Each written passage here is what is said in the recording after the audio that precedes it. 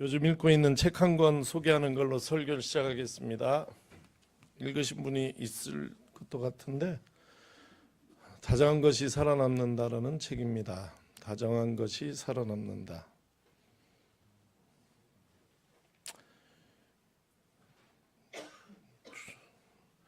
(2020년도에) 쓰여졌고 2021년도에 번역되어서 한국에 소개된 책입니다. 이 책 제목이 좀 책 내용에 비해서 달달하게 번역이 되어서 무슨 책인지 이 책 내용을 알기가 쉽지 않지만 영어 원제는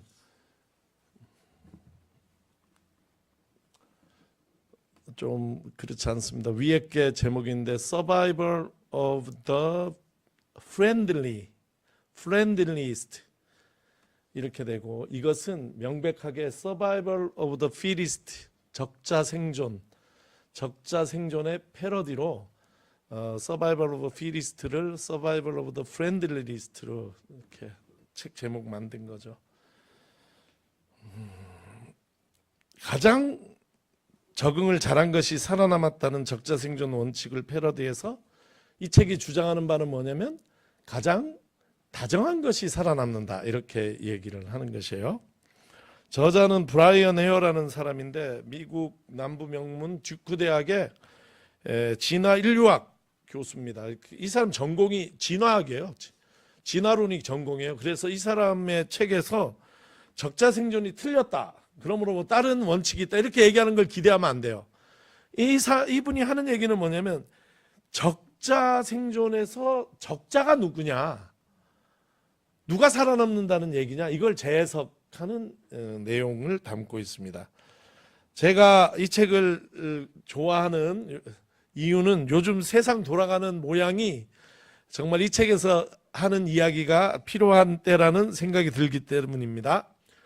다윈의 종의 기원이라는 책 5판에 적자 생존이라는 말이 처음 등장합니다.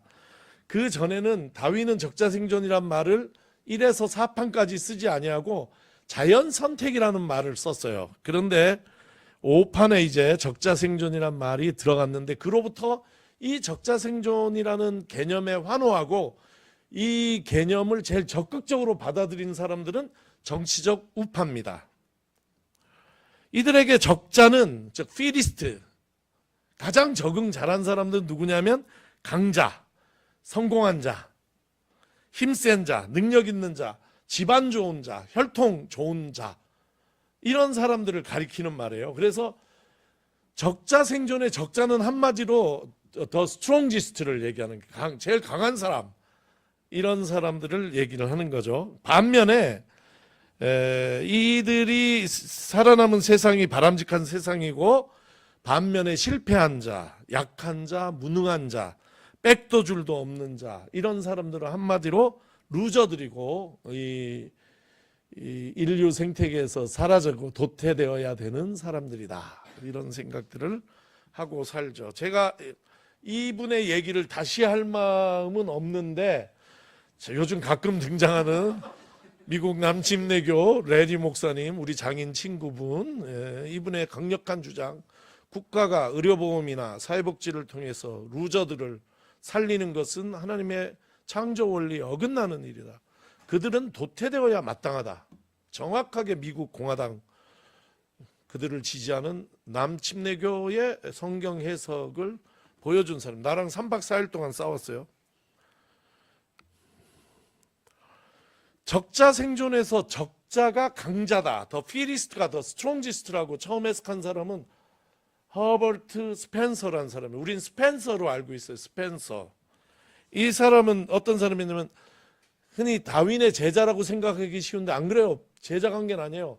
같은 시대 사람이에요. 10살 차이 나는데, 다윈이 생물학의 종들 가운데서 진화를 연구할 때 스펜서는 생물학은 공부하지 않고 사회학을 공부했어요. 사람들 사이의 관계를 연구를 해서 이 사람의 영향으로 다윈은 그의 자연 선택이라는 개념을 적자 생존이라는 개념으로 바꾸게 돼요. 그리고 이 사람이 다윈의 생물학, 자기는 생물학을 한 적은 없는데 생물학적 진화론을 자신의 사회학적 진화론에 더해가지고 만들어낸 개념이 소셜 다윈이즘. 이 세상을 지배하고 있는 단 하나의 이념이 있다면 저는 소셜 다윈이즘이 가장 큰 영향을 끼치고 가장 큰 악영향을 끼치고 있다 하는데, 그것에 만들어낸 창시자가 스펜서라는 사람입니다. 분명하게 얘기를 합니다. 가장 능력 있고 강한 인종, 국가, 계층이 살아남아 지배하는 것이 자연 법칙이다, 이렇게 얘기를 하죠. 전 지금 학문의 이야기를 하는 것이 아니라 우리가 어떻게 살 것인가에 관한 이야기를 하는 것이에요. 히틀러가 독일 수상에 오른 1933년부터 2차 대전이 끝나는 1945년까지 12년 동안 인류는 인간이 얼마나 잘못된 생각 가지고 얼마나 잔인할 수 있는가를 경험을 했어요. 600만 명이 독일 나치에 의해서 600만 명이 가장 잔인한 방법으로 살해당했습니다. 그리고 그 인종 학살의 배경은 딴 게 없어요. 이 네 글자, 적자 생존. 적자가 아닌 것들은 죽어야 한다는 것이죠. 이 대학살을 홀로코스트라고 부르는데, 그 말 자체는 홀로코스트, 저도 홀로코스트를 스펠링을 쓰려니까 못 쓰겠더라고요. 왜냐하면 이게 영어가 아니라 헬라어에서 온 말인데 조금 어려운 말이라 그래요. 홀로는 홀로스라는 헬라어인데 전부를 얘기해요. 영어의 홀, 전체. 그 다음에 카우스토스는 번트예요. 번트, 불탔다예요. 그래서 홀로코스트는 모두 다 죽었다, 이런 뜻이에요. 이 말 자체가 이 유대 사람들이 유대인들이 당한 사건을 잘 묘사해주고 있는 거예요. 600만의 유대인들이 가스실에서 살해를 당했을까. 이게 사회 진화론을 적용을 해가지고 독일 사람, 아리안, 게르만, 이 사람들은 강한 인종이기 때문에 살아남아서 인류의 진화를 이끌어가야 되는 반면에 죽어야지 될 인종이 따로 있는 거죠. 유대인, 나중에는 그 슬라브인들, 러시아 사람들까지 해서 죽어야지 된다, 이렇게 주장을 한 것이죠. 그 학살을 합리화한 것이에요. 어떻게 생각하느냐, 인간을 어떻게 생각하느냐, 인간의 진화를 어떻게 생각하느냐에 따라서 우리가 여기에 조금만 정치적인 이런 선전, 선동 이런 게 들어가면 이런 대학살 앞에서 침묵하거나 동조하거나 그럴 수 있는 게 인류라는 것을 보여줬어요. 우리는 이 2차 대전 시기에 이 슬픈 역사에 대해서 늘 기억해야 된다, 그런 거죠. 그런데 요즘 미국에서 새로운 인종주의가 출현했죠. 이건 분명히 인종주의입니다. Make America Great Again 이렇게 얘기를 하지만 사실은 이게 아니에요. 이거는 표면적인 얘기예요. 마가가 주장하는 것은 누구를 그레이시냐, 아메리칸이 아니에요. 화이트 아메리칸이지. only 화이트 아메리칸이죠. 오직 미국 백인들을 다시 부흥케 하자는 운동이죠. 이민자를 적대시하고 탄압합니다. 이민자들을 탄압, 혐오 이것을 가지고 세를 모으고 있잖아요. 근데 불법 이민자만 탄압하는 게 아니라는 게 이번에 조지아 사태에서 우리 한국 사람들에게 행해진 폭력 속에 드러났죠. 명확히 야, 드디어 한 판 나오는 거야? 이준 여기까지 한번 뛰어와야지.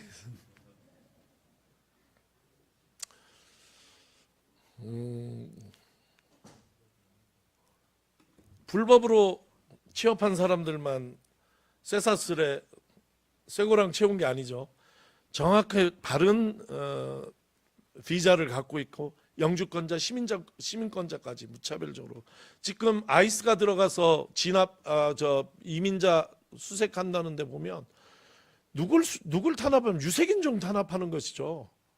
시민권 가지고 있는 사람들까지 잡혀가고, 공항에서도 시민권 가져가고 오랫동안 미국 대학에서 정식으로 가르쳐온 유색인종 교수들까지, 학생들까지 잡혀가고 있는 현실입니다.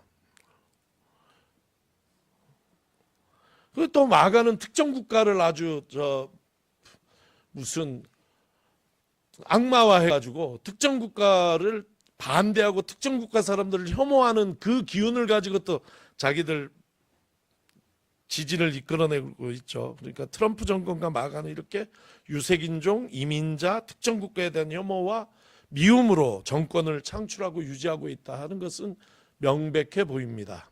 새로운 파시즘, 새로운 나치즘의 이 출발이 이거 잘못하면 그렇게 가겠는데?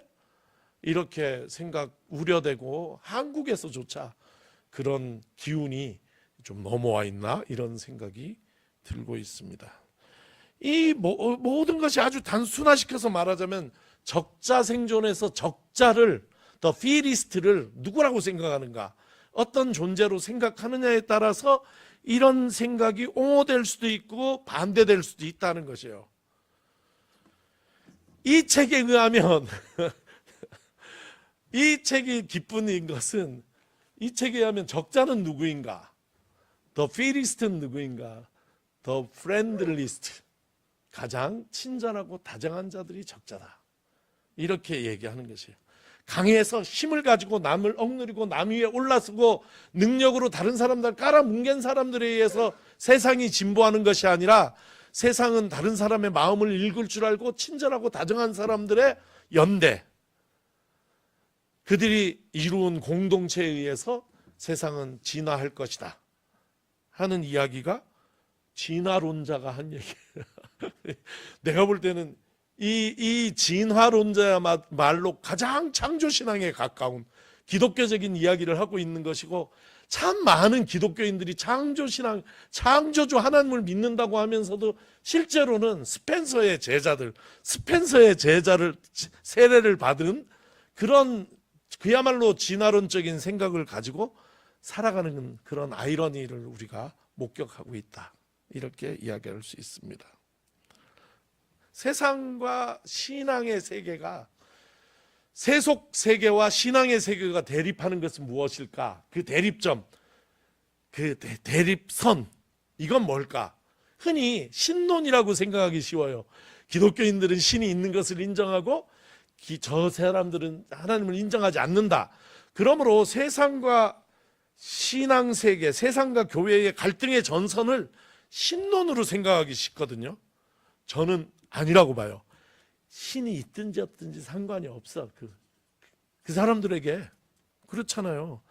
정말 대립이 되는 전선은 저는 인간론이라고 봐요. 시테올로지가 아니라 안스로팔로지예요. 인간을 어떻게 생각할 것인가? 인간이라는 게 어떤 존재인가? 이것의 싸움이에요, 결국은. 인간은 경쟁하는 존재고, 인간은 싸우는 존재고, 그러므로 경쟁하고 남을 누르고 싸우고 이겨 내가 강자의 위치에 서려고 노력하는 게 너무나 당연한 것이고, 이 싸움에 진 사람들은 도태되는 게 마땅하다 하는 것은 세상의 생각이고, 그것이 이 세상의 모든 약자들까지 하나님이 창조하신 존재들이고, 우리는 서로 사랑하고 서로 협력하면서 이 세상을 만들어 함께 좋은 세상, 함께 오늘 찬양의 언어로, 오늘 특성한 언어로 보면 대동세상을 같이 만들어 가야 된다 하는 것은 성경의 가르침이고, 하나님께서 특정하게 강한 사람들만 사랑하신 것이 아니라 특정한 인종의 사람들, 특정한 나라의 사람들, 특정 피부색의 사람들만 사랑한 것이 아니라 하나님께서 모든 사람을 사랑하셔서 예수 그리스도를 우리에게 주셨다 하는 것이 기독교의 근본 믿음이지 않습니까? 그러므로 세상과 교회가 부딪히는 지점은 신학이 아니라 인간학이다, 저는 이렇게 주장을 합니다. 그러니까 이 책이 얼마나 귀해요. 뭐 엄청 읽어요. 이거 판교도서관에 열 몇 권인데 다 나가서 겨우 하나 남은 거. 대학에서 숙제 내주는 건, 고등학교에서 숙제 내주는 것 같아. 아마 숙제가 아니면 그렇게 읽을 수가 없어. 숙제가 분명해. 겨우 하나 빌려 나왔어요. 이 책에 따르면 다정한 자가 살아남는 자예요. 다정한 자들, 다정한 존재들, 뭐 예를 들면 개미라든지 뭐 이런 거 있잖아요. 이런 존재들, 사람으로 보면 다정함이라는 것이 사람에게 굉장히 높은 수준의 그 능력이라는 것이에요. 근데 그 다정함은 무엇으로 정의하냐면 타자의 마음을 읽을 수 있는 능력이라는 거야. 이 책의 얘기가 그래요. 타자의 마음을 읽을 수 있는 능력. 그게 다정함이라는 거예요. 그래서 이게 실험을 하는데 이런 거예요. 이 손가락으로 이렇게 가리키면, 손가락 이렇게 가리키면 타자의 마음을 읽을 수 있는 존재들은 여기만 보는 게 아니라 저 사람이 뭘 가리키는 걸까? 왜 가리키는 걸까 해서 손끝을 본다는 거야. 이게 어렵대요. 이걸 할 수 있는 존재가 없대. 인간은 생후 4개월이 되면 벌써 눈을 마주치고 생후 9개월이 되면 손끝을 본다는 거야.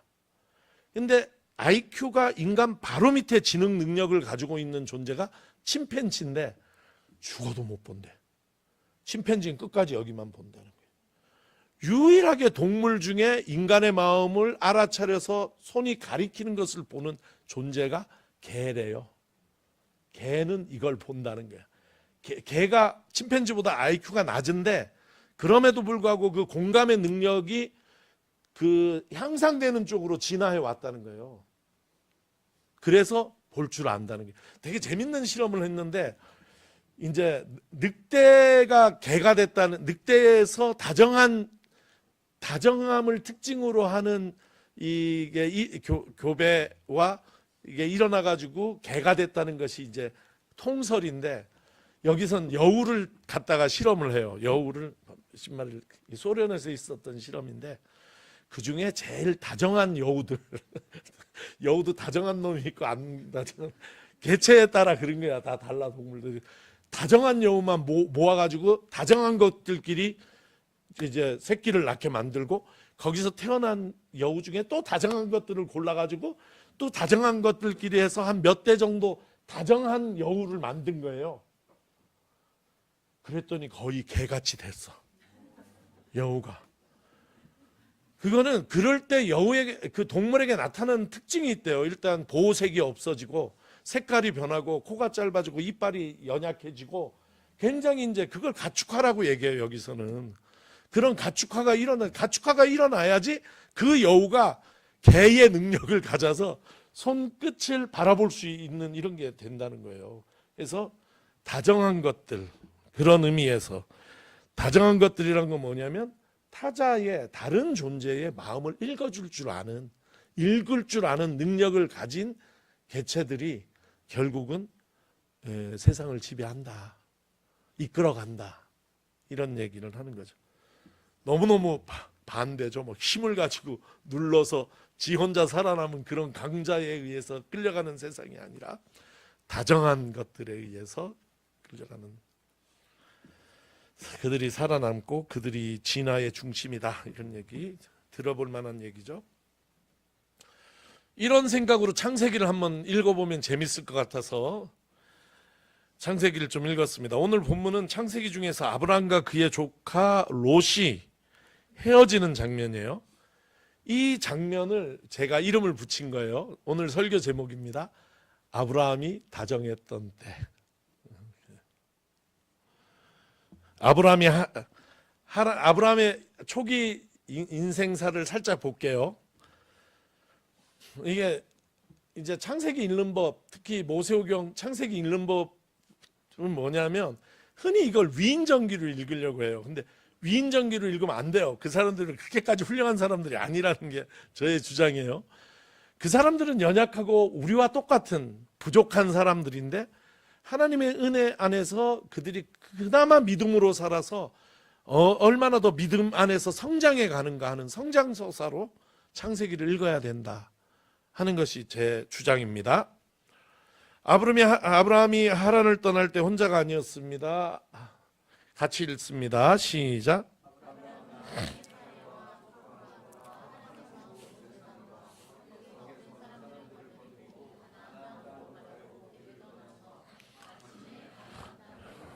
예, 떠날 때 혼자가 아니었죠. 아내도 데리고 나왔고 조카 롯도 데리고 나왔고 노예로 추측할 수 있는 자기에게 속한 사람들도 나왔습니다. 1년에 그룹이 나온 것이에요.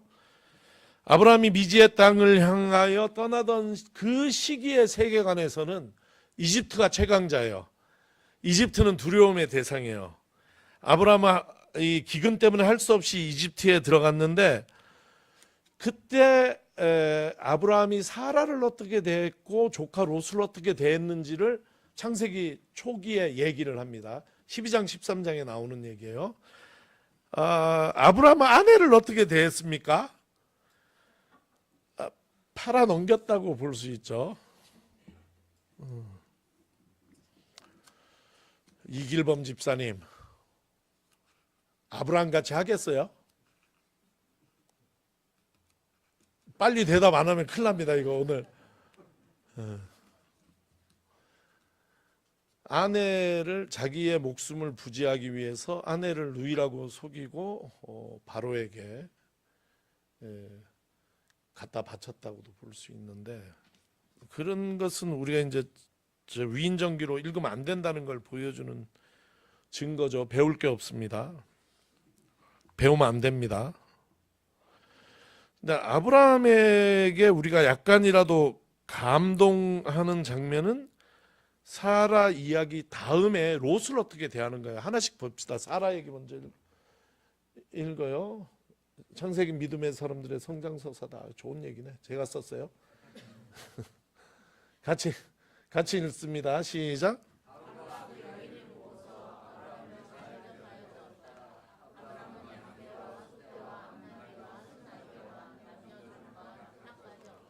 예, 원래 재산을 가지고 나왔잖아요. 하란에서. 근데 이렇게까지 재산이 더해지니까 문제가 뭐냐면 같이 살 수가 없어요. 왜냐하면 목축업 유목민인데 풀이 많지가 않아. 제가 이 설교 준비하면서 고 이영재 목사님이 쓴 이제 아브라함 이야기라는 책을 봤는데 거기 보면 진짜 그냥 난 너무 그리워. 그분은 뭐라고 주장하냐면 헤어질 게 아니라 재산을 빨리 포기했어야지.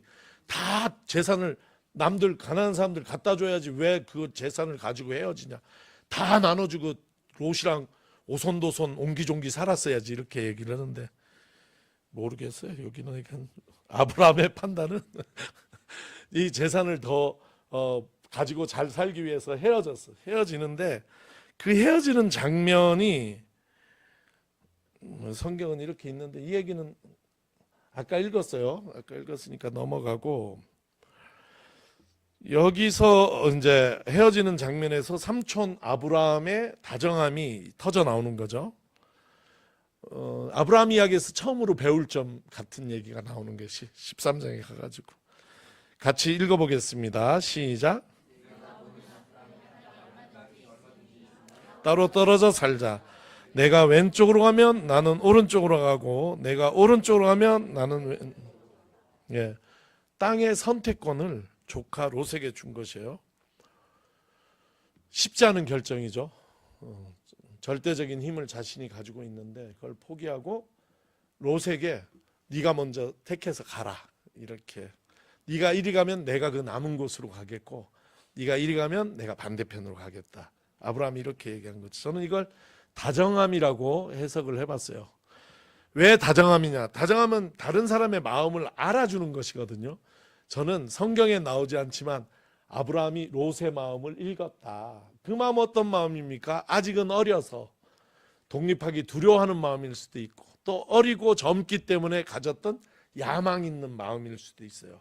어쨌든 이 마음 때문에 조카의 마음을 헤아린 삼촌 아브라함이 그에게 우선적인 선택권을 준 것이에요. 이것이 아브라함이 다정했을 때 이렇게 이름을 붙여본 것입니다. 우리는 이런 생각을 해봅니다. 아브라함이 어떻게 그럴 수 있었을까? 출발은 아브라함이 롯의 마음을 읽은 거죠. 그런데 또 그 너머 아브라함에게 있는 믿음을 우리가 봐야지 되는 것이에요. 그러니까 인간적으로 물질적으로 계산적으로 보면 아브라함이 택해 나가는 것이 아브라함한테는 유리하죠. 그러나 저는 손해를 감수하는 믿음이 아브라함에게 생겼다 이렇게 봅니다. 성경은 이 무렵 성경은 아브라함이 예배드렸다는 얘기를 강조해요. 읽습니다. 같이 시작.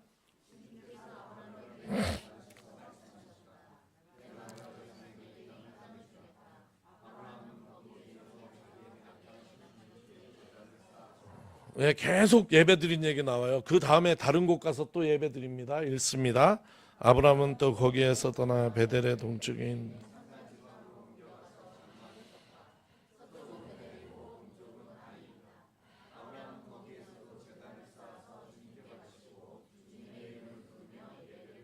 따라합니다. 베델과 아이 사이.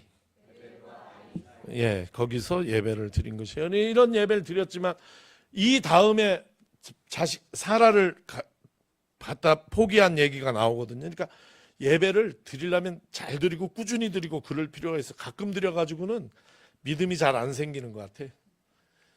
꾸준하게 예배 드리면 옆에 조는 분들은 깨우지 말고 깨 있는 사람들끼리 옆 사람에게 얘기합니다. 예배를 꾸준히 드립시다. 포기하지 말고 예배를 꾸준히. 정환아 예배를 꾸준히 잘 드리자. 믿음이 들어가는 거예요. 그래서 오늘 13장 보면 또 얘기가 나옵니다. 같이 읽습니다. 시작. 그는 네겝에서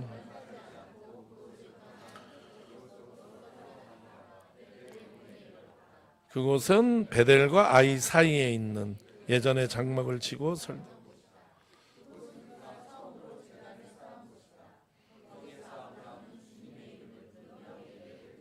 예. 아브라함은 사실 믿음의 전통이 없는 사람이에요. 1세대.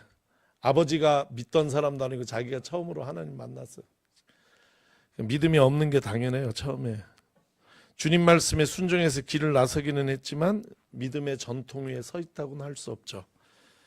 그런 그가 떠도는 곳마다 예배를 단을 쌓고 떠도는 곳마다 예배를 드리고 그곳에서 꾸준하게 하나님 예배하면서 하나님과 함께 동행했다는 것을 성경 12장 창세기 12장 13장이 우리에게 전하는 얘기예요. 그리고 그 안에서 한때 아내를 포기했던 쓴맛도 경험하고 인생의 실패도 경험했다.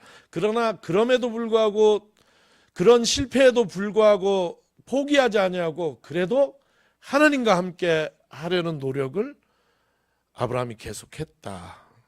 그런 중에 저는 다정할 수 있는 믿음이 아브라함에게 생겼다. 이렇게 해석을 해봅니다.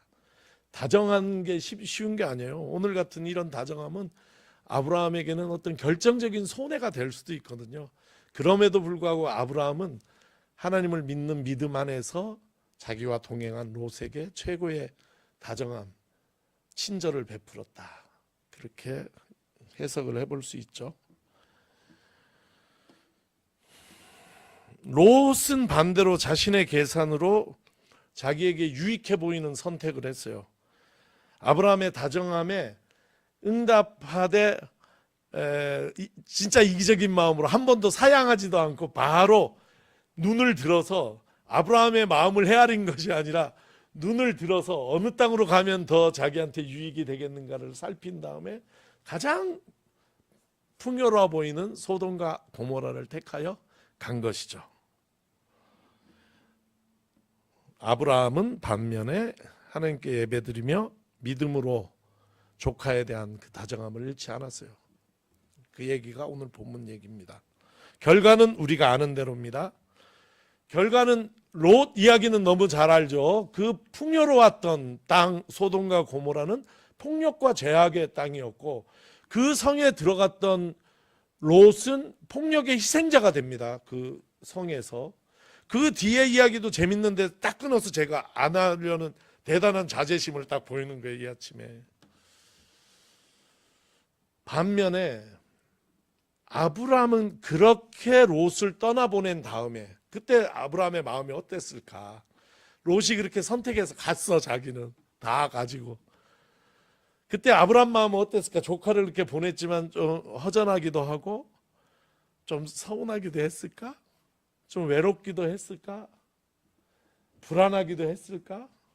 그런 아브라함에게 성경 바로 뒷절에 하나님이 찾아오셔서 그에게 다시 복을 약속해 주시는, 그래서 아브라함이 가졌던 그 마음의 허전함을 주님께서 위로해 주시는 장면이 나와요. 너무 그 장면이 은혜가 되는 장면인 것입니다. 아브라함의 다정함에 대해 정리를 해봅시다. 다정함의 시작은 롯의 형편처지, 롯의 마음을 헤아리는 마음, 이게 시작점이죠. 다정할 수 있었던 이유는 당장은 손해를 볼지언정 결국은 하나님께서 내게 복 주실 것이라는 하나님에 대한 굳은 믿음이 아브라함에게 있었다. 그 믿음의 반석은 예배였다. 그 다정함은 결과는 하나님이 주시는 복이었다. 이렇게 결론을 내립니다. 성경 얘기는 여기까지고, 옆에 사람과 잠시 눈을 마주쳐 봅니다. 눈을 보세요. 눈동자를 보셔야지 돼요. 주무시는 분은 깨우지 말고, 안 자는데 자는 척하는 분들은 깨워서 눈동자를 보세요. 눈동자. 어떻게 생겼나 보세요. 눈동자가 무슨 얘기를 하나 보세요. 이 눈동자 얘기는 이 책에 나오는 얘기예요. 이 책에 뭐라고 나오냐면 인간이 굉장히 특이한 부분이 눈동자라는 거예요. 눈동자는 홍채와 공막, 즉 검은색과 흰색으로 이루어져 있는데 인간만큼 흰색, 검은색이 명확하게 나눠진 눈동자가 없다는 거예요. 다른 동물들은 약간 빨간색이 섞여 있거나 그 흰색, 검은색의 그 경계가 불명확해 가지고, 그 얘기는 뭐냐면 봐서 무슨 생각하는지 어떤 감정인지를 알 수가 없다는 거야. 인간만 흰자와 검은자, 홍채와 이 공막이 명확히 나눠져서 그 눈동자를 보면 저 사람이 어떤 마음이구나 하는 것을 알 수 있도록 진화되었다는 것이에요.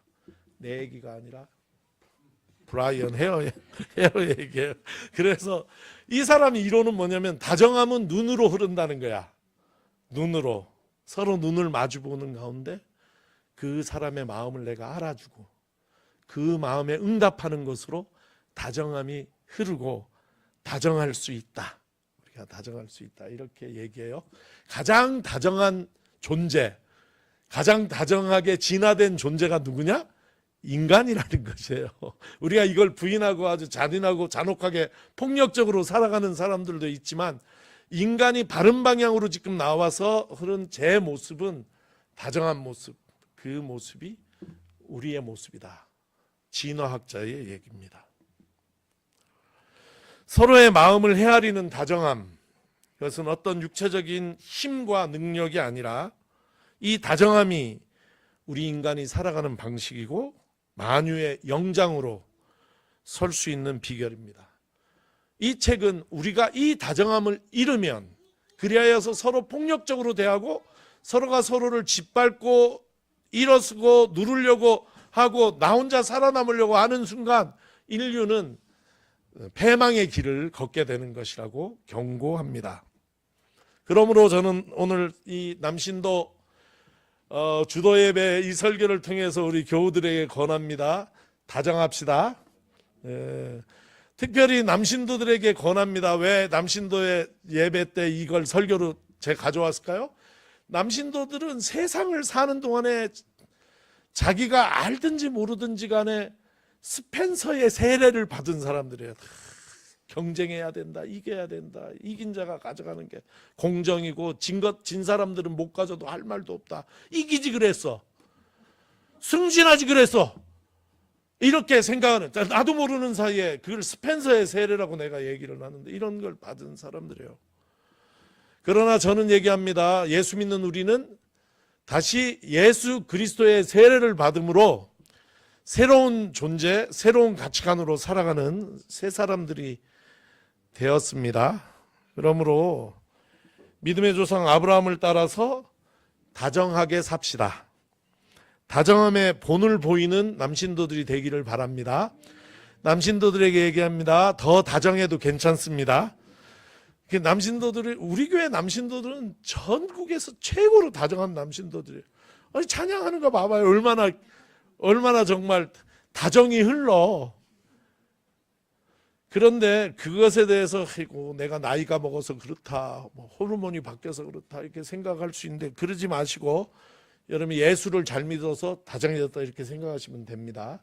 그리고 그렇게 다정하게 행동하는데 또 출연하는 고상철 집사님, 그냥 예수 믿으면 다정해지거든요. 근데 내 다정해졌는데 이렇게 다정하면 안 되지 않나? 내가 남자인데? 이런 옛날식 사고를 확 버리시고 우리 교회에서 제일 다정한 분이 되시기를 바랍니다. 크게 하세요. 네, 그렇지. 우리 교인들이 얼마나 다정합니까? 근데 우리 남신도들이 특별히 더 다정하고, 다정하다는 것은 다른 사람 마음을 헤아리는 것이거든요. 마음을 잘 헤아리는 사람들이 되어서 이미 그렇게 되셨다고 봐요.